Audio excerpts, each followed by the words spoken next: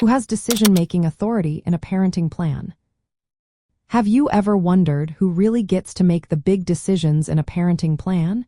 It is an important question for parents navigating custody arrangements.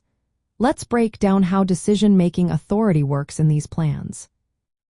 Decision-making authority refers to the legal right and responsibility to make significant choices about a child's life.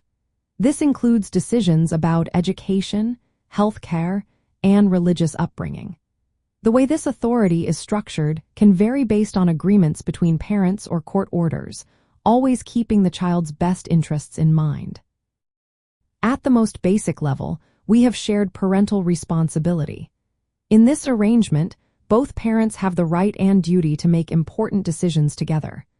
They need to communicate and cooperate to reach agreements about their child's welfare.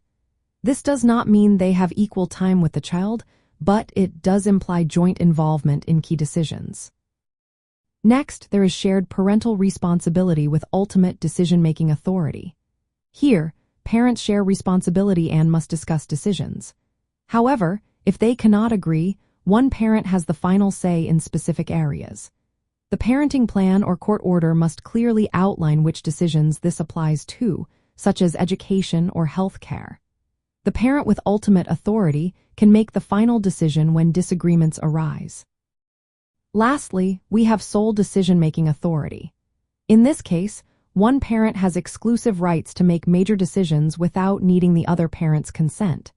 This arrangement is less common and is usually granted when shared decision-making could harm the child.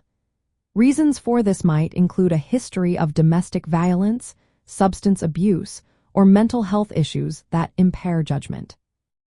When parents come to an agreement on decision-making authority, the court typically approves the parenting plan if it is voluntary and meets legal requirements.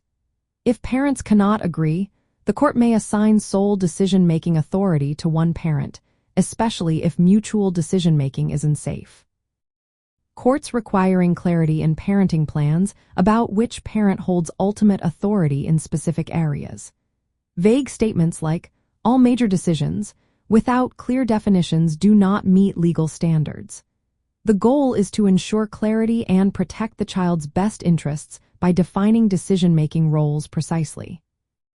In practice, decision-making authority affects how parents manage choices about education, medical treatments, religious upbringing, and activities.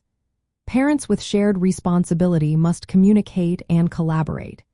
Those with sole authority act independently but remain accountable to the court to ensure decisions serve the child's welfare.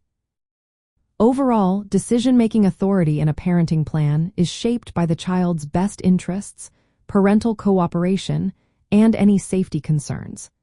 Courts strive to balance shared involvement with the need for clear and effective decision-making.